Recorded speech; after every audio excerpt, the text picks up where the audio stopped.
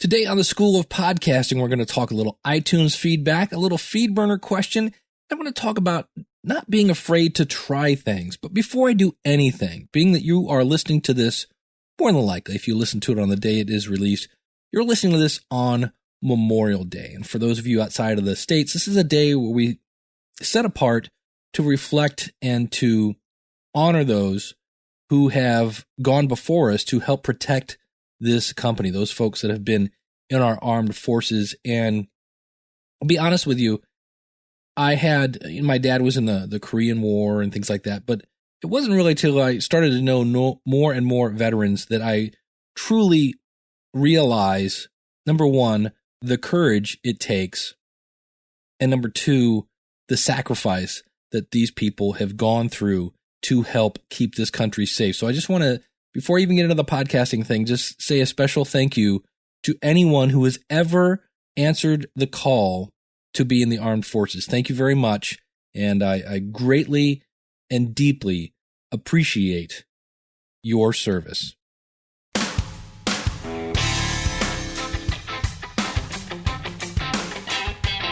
It's the School of Podcasting's morning announcements. Here's Dave Jackson. All right, podcasting since 2005. I am your personal podcast coach, Dave Jackson. Thanking you so much for tuning in. I know you're busy, and we're going to get right to the point here in a second. Like, for instance, if you want to contact me, here's how you do it. And these are all out at our website at schoolofpodcasting.com. You can email me, dave@schoolofpodcasting.com. You can send your voice in two ways. You can call it in toll-free, courtesy of podcastvoicemail.com. It's 888-563-3228. There's also a button out at the website that you can click on to leave a voicemail if you've got a microphone plugged into your computer, if you're on an iPad, things like that. And then you can also leave a comment on our website, which is out at schoolofpodcasting.com. And we're going to send it over to Tina, who has a question about Feedburner. Hi, Dave. It's Tina from the Savvy Homeschool Moms podcast, and I have a quick question for you about Feedburner.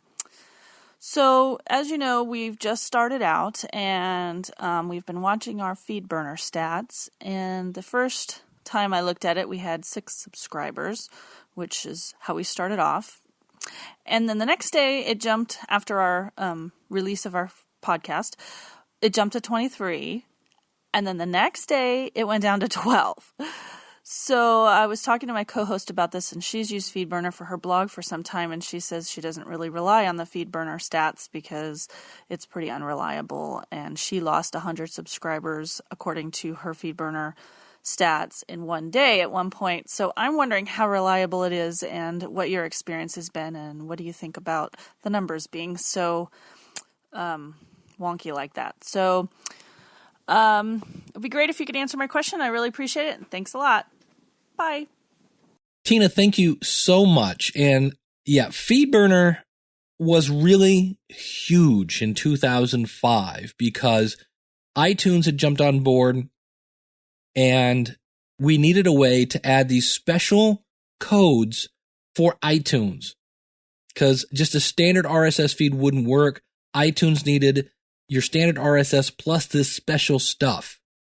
And Feedburner was a way to add that. There were other plugins and such, but Feedburner made it easy. Plus, you could count your subscribers. Now, I'll put a link out on the website. I've got a interview with Michael Bell from Blueberry about really, in a way, you can use the plugin PowerPress.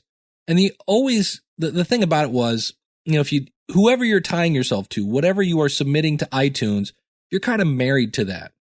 But Feedburner is one of the most confusing aspects of podcasting. And the good news is you don't have to use Feedburner anymore, and you can add these special iTunes codes in PowerPress. That's the plugin I recommend. I had hoped to do a little more in-depth on the new PowerPress features this week, and just didn't quite get to it. I'll get more to that in a second. But a couple quick things about Feedburner. Number one, you don't have to use Feedburner anymore. And I completely am, I've set up a couple podcasts where I'm just using PowerPress.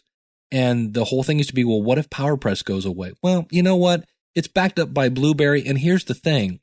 PowerPress has a way to tell it, hey, if you're looking at me and for whatever reason, Blueberry goes out of business, I can tell in my PowerPress plugin, hey, I've switched from Blueberry, the PowerPress plugin, to Feedburner. I can do that. I can say, hey, iTunes, look over there now. Okay, so I'm not so much worried about that. But those are the two ways. But the thing about Feedburner is, and I actually interviewed probably back in 2006, one of the guys from Feedburner, and this is how I've always understood this. And if you understand this more accurately, because it is a little blurry, I could have a computer at home with iTunes on it. I could have my phone on that has, some sort of pod-catching software.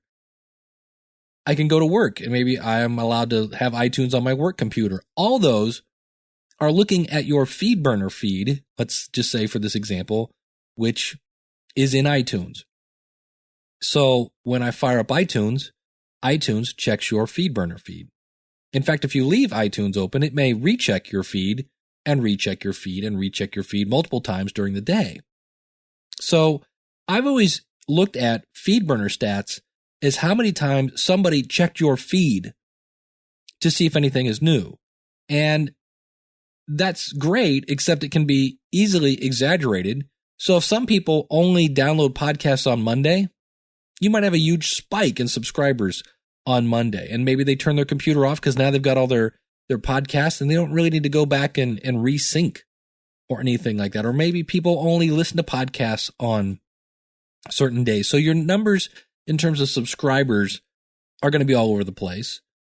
In the early days, 2004 through 2006 of podcasting, it was nice because you could see a steady increase of numbers. And in the very beginning of podcasting, it was like a huge spike. It was awesome. And I still log into my Feedburner feed and I take a look, but I'm not really, I don't give them much credit, much value. I look at it and go, yeah, okay, yeah, people are still checking my feed. Because it can be all over the place, especially the download link. You can have an option to have Feedburner count downloads. Just don't. Go over, use Blueberry, has free stats. Podtrac, that's Podtrac, has free stats. And both those systems work phenomenal with the PowerPress plugin. So because I don't really value the stats in Feedburner, because I don't really need their iTunes information, and because all the other things that they add, feed flare and widgets and things, I don't really need them anymore. It's not something where it used to be, this is the easiest way. I kind of look at it now as adding a middleman. And I've had zero problems with the podcast that I've set up just using PowerPress. So in a nutshell, and this goes for everything, when it comes to stats, because you're just starting out, it's going to be really, really, really hard. But don't get hung up on your stats. It makes you stressed out. It's better to focus your attention on creating good content and making sure your website looks good when people get there, making sure, you're getting the most out of your content. Because looking at stats just makes you go, oh, wait, no, it was, 13 last week and it's 6 this week. It's no, just do your thing the best you can do. And don't worry about it. When you are, looking for sponsors down the road, if that's something you look to do, then those people are going to want to know how many downloads you have. And that is the stat I worry about, not the Feedburner subscriptions. I look at my Libsyn, I look at my Blueberry, I look at my Podtrac, whoever I'm using for stats, I look at the number of downloads. And even that, just so you know, you will never have an absolutely 100% accurate idea of how many people are listening. Why? Because again, I could listen on my phone and download a copy. I could download a copy on my home computer. And if I'm allowed, I can download a copy of that same episode on my work computer. Well, you say, great, your stats are going to show you that you have 3 listeners. No, actually, you've got 1. So don't get hung up on stats. It's really hard to do. It's fun when you first start out because that number will grow. And then there will come a point when it kind of just teeters off and then grows a little more and a little more. This show goes anywhere from, at this point, 700 to 1,800. So anywhere from 700 to 1,800. So that's a sway of 1,000 plus, depending on the topic. Some of them people like and they share. Do I freak out when I go, oh my gosh, this one only had, no, because I remember the days when I only had 60. And in reality, the only thing that I look for is I see on occasion where I'll look in and like, wow, I had 10 downloads. That's a red flag because I'm like, wait a minute, I've got, I'm usually getting 3 digits, 4 digits, and I just got 2. That's a red flag that there's something technically wrong somewhere. And one of the things that I'm starting to see, at least on my phone, which is always fun, is that if you embed a YouTube video and then put your MP3 in the slot for your media URL, even though you've specified this is where the media is, if you have a YouTube video embedded, so maybe you've talked about a YouTube video in your audio podcast, and you'll say, I'll put a link to this out in the show notes. Because at least the RSS feed on my phone, which is looking at Feedburner in this case, it's trying to count the YouTube video, even though that's like probably a flash file or an M4A, whatever it is, it's trying to use that as the media file, not the MP3 file. So be careful with that. And maybe just put a link to the video, not an actual embedded video for that. I'm still troubleshooting that and making sure that is A, a problem. I'm going to verify the problem, and then B, look into an example of that. So be careful with that.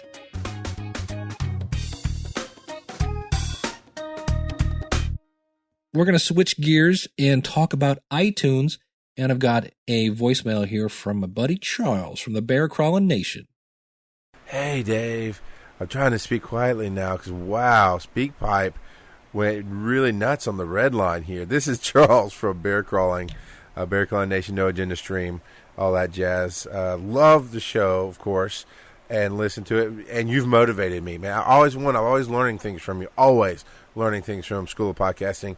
And this newest episode is no different, but that's not what motivated me. What's motivated me is you're speaking at Blog World, man, and seeing that, and I was like, that'd be something great for me to do. And then one of my business partners, our Morning Mon from the other side of live, was like, oh, and I've got him hooked on your show, by the way. When he works out, he listens to your show every time he works out. That's his 15-minute running on the treadmill, whatever. Loves your show. Got him hooked there. And he came and he's like, Dave Jackson is speaking at Blog World. I'm like, yeah. Or no, he goes, your friend is speaking at Blog World. I'm like, which one? I know a couple people speaking at Blog World. He's like, yeah, Dave Jackson. I was like, yeah, I know, Dave. We should do that too. I was like, dude, it's June 5th. That's 2 weeks away. No. He's very motivated by you, very, very encouraged by you. And I know he's going to hear this because he listens to your show. So it was a good thing. It motivated us to contact him, even though it was last minute. And we're actually in talks to speak in Vegas. So thank you for motivating us, dude. You're an awesome inspiration. But I'm calling about the newest episode of School of Podcasting where we're talking about iTunes. I'd like to be a little negative about iTunes for a second. One, they've dropped a lot of support for podcasters. You no longer can ping the servers. And if I misunderstand this, please educate me. But from what my point of view and other people I've talked to's point of view is iTunes just kind of gave podcasting the middle finger. Like, we make it harder for you to get on iTunes. We don't clarify anything. I know for sure they don't answer their help tickets. I send in help ticket after help ticket after help ticket for different shows that I help produce or work with or just friends of mine. Nothing. No response from them. I really hate iTunes. Although it is the biggest distributor in the world. However, you're speaking about the guy who does erotic art or whatever, erotic stories, got kicked off of iTunes. His audience hadn't lost. You put out on your webpage, go to advanced, like you're talking about how you should test it out. You go to advanced, add a podcast, put the URL in. Now they can still get it through iTunes. It's just not on the iTunes store. Because I got to say, dude, I'm sorry, but screw iTunes. They're making it harder and harder. And yes, these are the quote-unquote rules that you found out by finding another show that told you about it. From, if I misunderstand, correct me again. But there's no listed, here's what will get you kicked off of iTunes. They say, here's a checkbox. We agree to the terms. And it's this big, huge, end-user long contract that, dude, who reads that? Number one. Number two, it's not explicitly clear that, hey, if we put a naughty word in the title, they're not going to let us on. Or if you put a piece of artwork in there, and I produce a show that I'm not going to offend your audience with, but it has what would be considered an offensive word in the title. It kind of separates the audience that we're going for. The artwork is all branded. It's a part of it. And if by these rules it's not explicit, see, I wouldn't call it explicit. It's something you can say on primetime TV, but it's still a naughty word, right? And, you didn't put out there, iTunes didn't put out there up front, hey, you can't do this. They sent me a rejection letter because there was a technical error with the feed. Not once did it say any of these things you listed. This is the first time out of 4 years of dealing with iTunes, this is the first time that I've heard this is what will get you kicked off of iTunes or keep you from getting on. It's irritating. It's frustrating. And I honestly respond to the people who are like, iTunes, not that you're saying this. iTunes is the end-all, be-all. No, it's really not. Really, it's not. Go find Google Reader. Go find Miro. Go find a million other ways to subscribe to my show, because iTunes has given me the middle finger one too many times. I just can't support them. I can't say I don't care because I know my audience likes iTunes. But honestly, I've developed a rapport with my audience that BlackBerry, the RIM podcast catcher on BlackBerries, is my largest download audience. So just wanted to put in 2 cents. Love your show, dude. Keep it up. Thank you for inspiring us. And hopefully we'll be joining you in Vegas if you go to Vegas in the winter rather. So good luck at Blog World. I'd love to talk to you after you get back. And thanks again for the show. Charles, thank you very much. I am glad that I inspired you. And I am not sure if I'm going to Vegas yet. A lot will depend on what happens in New York. And again, if you're interested in going to that, go to Blog World and you can save with a coupon. That coupon is PODDAVE10. And if you're not going to make it to New York, you can still buy the virtual ticket. But so I appreciate that. And as for iTunes, again, back in the day, iTunes made it easy to subscribe to podcasts. When it used to be, if you were using things like Juice was a program, you had to copy a link and then find a place and paste it. You can still do this with, like you mentioned, you can go into Advanced and subscribe to a podcast manually. But back in the day, it wasn't so easy. People didn't understand that. They didn't understand RSS feeds. And iTunes made that easy with their one-button mouse click. Well, the one-button mouse click has pretty much gone away. There are ways you can configure it to where it'll take you right to iTunes now and click it. But here's the thing. If you're on an iPad, I don't know that you can subscribe to podcasts. I've looked and looked and looked. I don't own an iPad. I've played on other people's, and in the short amount of time I've troubleshot that, it sure appears that you cannot subscribe to podcasts. Now, you can go to these podcasts and download episodes, but in terms of starting iTunes on your iPad and having it go out and check feeds, I don't think it's doing that anymore. If somebody can correct me on that, I would love to know that. But I agree. It's not that iTunes is giving podcasting the middle finger so much as we're just not as chummy as we used to be. And here is my hypothesis of that. iTunes makes money on music, on movies, and things of that nature that they're selling in iTunes. Nobody's selling their podcast in iTunes. And maybe if, there's a novel idea, iTunes, give us a easy way to sign up where we could sell our podcast, because there are ways you can do it. I talk about that on the More Podcast Money show at morepodcastmoney.com. There are sites like CD Baby and TuneCore, things like that. But because podcasting doesn't bring in money, I believe is why we're not a high priority. That's my own thought. Because in typical, when it comes to business, follow the money. And we don't bring in any. Now, we do bring people to their software. We're always telling people to go subscribe to us on iTunes. And for that, I'm not sure why we don't get any love. And why they don't, I guess the reason they don't want people to subscribe, if you think about it again, is I just said, if you want to go get podcasts, you have to go to iTunes and click on download manually. And while you're there, they're going to bombast you with, here's the latest music that's out. Here's the latest movies you can download. So I understand why they're doing that. It's just, that's not what we want. And that's why more and more people, don't like iTunes, because they keep adding more features like the, Ping and all these other features that nobody's using, but it makes the software very stingy when it comes to consuming your computer's memory and slowing things down. And that's why people are doing things like Stitcher at Stitcher.com, where you don't even have to download a podcast anymore. If you're going to use that and you need an activation code, use Dave J. I use Beyond Pod on my Android phone. There are all sorts of other ones. We talked about Instacast last week and how that is integrating with Flatter.com and now podcasters. By the way, speaking of that, little follow-up. In the week that I talked about Flatter.com, I was actually flattered 3 times. I don't know how much money that's going to bring me, but I was flattered. So I will keep you posted on that. But yeah, iTunes is not what it used to be, but I say that to say do not ignore iTunes. It still is a very, very big piece and a very easy way to subscribe to podcasts. I'm actually looking at my Libsyn stats, LIBSYN.com, by the way. You know, if you want a free month, use the coupon code SOPFREE at Libsyn. But there is, my last episode, 59% of my traffic came from iTunes. So don't ignore iTunes, but realize that you need, and I guess that's how we'll wrap this up. You should always have a button for iTunes on your website, but you should always have just a good old standard RSS feed button. That way, because if I'm on my phone, I can navigate to your website, click on your RSS feed, and it will say, do you want to use, in my case, Beyond Pod to access this RSS feed? So it's still kind of one-click subscription. But if you don't have an RSS feed, here's what you have to do, just to explain to you how hard you're making it for people who want your podcast, and if you don't put an RSS feed, this is what they have to do. They have to go into iTunes. They have to subscribe to your podcast, even though they're not going to use iTunes.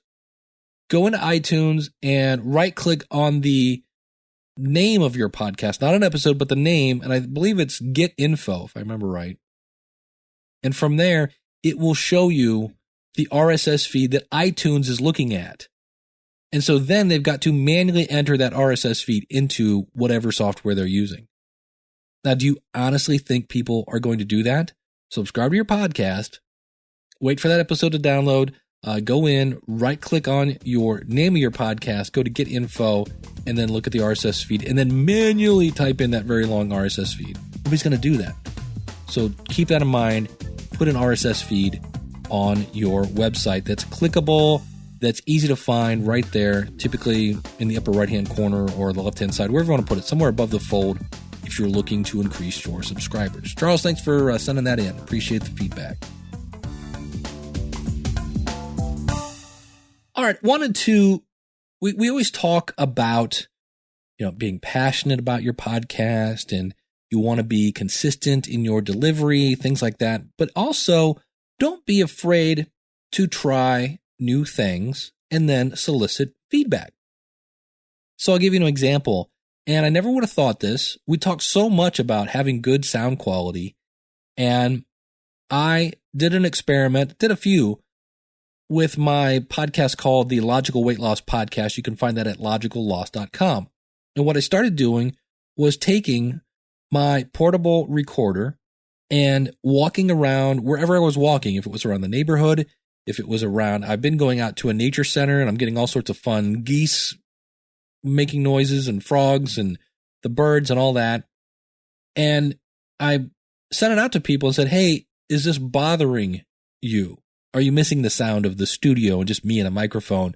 And it was the direct opposite. No, Dave, I love the ambiance, right? I love the sightseeing tour. I love hearing you get barked at and run away from dogs in the neighborhood. And it's inspiring me to get up and move. Because if you're getting up and moving, then so can I. And so I was worried that they were going to not like me trying something. And lo and behold, they were like, no, please keep doing it. Now, I'm not sure how I'm going to do that in the winter, but I will jump off that bridge when I get to it. So I say that to say, it never hurts to try something and then solicit feedback and see if anybody has any kind of yes, no, up, down. And like I said, all I've heard is positive response from this. And so now it's kind of weird. Saturday mornings, I wake up and I grab my portable recorder. I drive to the park and I have my notes on a piece of paper and make my podcast. Come back in, put in some intro, outro music and some fade in, fade out music, and we're done. But the actual recording was done, in this case, using a Roland R-05 recorder, and that's it. And they love it. So don't be afraid to try things with your podcast. And that is going to do it for this edition of the School of Podcasting's Morning Announcements. What did we learn today? Well, that iTunes is still important, but not as important as it used to be. We learned that Feedburner is a way to have your iTunes tags, but again, not quite as a definitive solution, because back in the day, it was the solution, really, unless you wanted to hand code your feed. So becoming a little less relevant, and don't get hung up on your stats. Thank you so much for tuning in. If you are going to Blog World, I'll be speaking there on Thursday. That is coming right around the corner there, June 5th through the 7th. You can find it out by going to schoolofpodcasting.com. I'm going to type this in right now, and then go to Blog World. And again, this is in New York City. I do have a room secured, so if you are looking for somebody to split a room with and you are of a male persuasion, I'm more than happy to split the cost of my room with somebody. It is June 5th through the 7th in New York City. According to the website I'm at, it's in 8 days, 15 hours, 16 minutes, and 30 seconds. Looking forward to that. So if you're looking to start a podcast, hey, I've got a website that has everything you need to start a podcast. It's called theschoolofpodcasting.com. We've got step-by-step tutorials. We've got resources for music, for graphics, for all of the above. Anything you need to start a podcast, it's right there, schoolofpodcasting.com. You also get little old me, your personal podcast coach, to help you along the way. If you'd like to jump in on the conversation like Tina and Charles did today, I would love to hear from you. Again, you can call in your comments, 888-563-3228. You can record your comments, email them to me like Tina did. It's dave@schoolofpodcasting.com. You can use the voicemail button out at the website, or you can leave a comment out at our website, which of course is schoolofpodcasting.com. Thank you so much for tuning in. We'll see you again real soon with another episode of the School of Podcasting's Morning Announcements. Until then, class is dismissed. God bless.